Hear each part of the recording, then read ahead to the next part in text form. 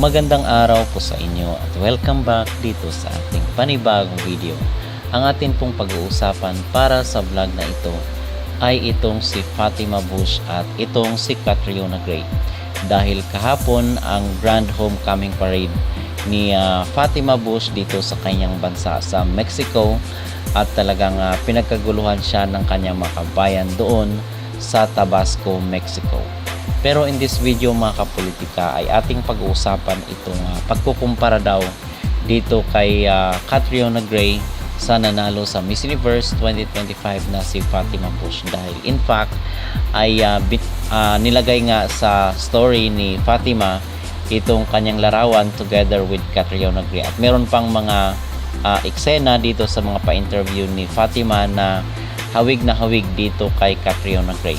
So, ang tanong ngayon ng nakarami is ginagaya nga ba ni Fatima itong si Catriona? At ang sabi nila is si Fatima daw ang pinakamagandang Miss Universe na kinoronahan sa kasaysayan. So, bibigyan natin ng reaksyon mga kapolitika at ng ating opinion. Pero bago ang lahat ay huwag kalimutang mag-like at mag-subscribe na rin kayo para updated kayo sa ating mga latest issue.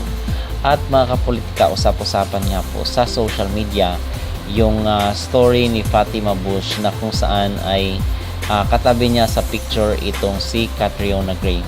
So nakita at agad na in-screenshot ito ng mga netizen at base doon sa caption ni Fatima ay dinescribe nito yung kanyang isinuot na pula doon kay Catriona Gray at pareho sila na kinoronahan doon sa Thailand. So alam naman natin kung gaano ka-iconic at talagang makasaysayan yung pagkapanalo ni Catriona Gray dito sa Thailand noong 2018. And ngayon naman is merong mga eksena sa mga interview mga kapolitika na ginagaya itong si Catriona Gray, katulad lang yung mga isinusuot niya, yung mga inuupuan niya. So halatado daw na napansin ng mga netizen na kapikat daw ito doon sa ating Miss Universe noong 2018. So ano ba yung ating maging reaksyon at ano yung ating masasabi mga kapolitika?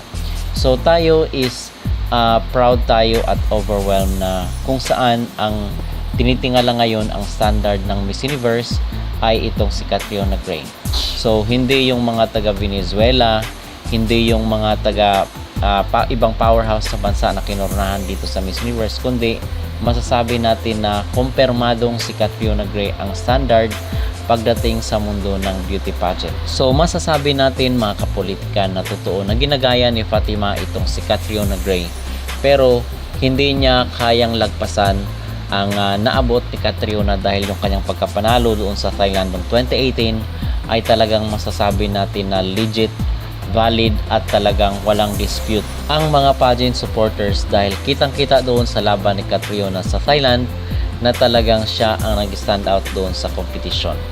Okay? So yun ang aking masasabi at yun ang aking maging reaksyon mga kapolitika dito sa paghaling tulad kay Catriona Gray at kay Fatima Bush. So this is a wishful thinking ni Fatima na maging ka-level niya itong si Catriona Gray. Pero malayong malayo po talaga mga kapolitika dahil ang pagkapanalo ni Fatima ay nababalot ng mga issue at kontrobersiya, mga iskandalo at hindi kumbinsido ang publiko sa kanyang winning moment dito sa Miss Universe 2025. Okay? So, tayo is na overwhelmed but on the other side naman is talagang masasabi natin na malayong malayo si Fatima Bush dito kay Catriona Gray na nag-set ng napakataas na standard sa Miss Universe. So, ano po ang inyong masasabi? Ano po ang inyong magreaksyon sa mga comment or opinion ng ibang mga netizen, most especially ng mga taga Mexico, na si Fatima daw ang pinakamagandang kinoronahan ng Miss Universe sa kasaysayan? At ano rin po ang inyong masabi? Kayo po ba ay naniniwala na ginagaya daw ni Fatima itong si Catriona Gray? Mag-comment down below at huwag kalimutang mag-like at mag-subscribe na rin kayo para updated kayo sa ating mga latest issue.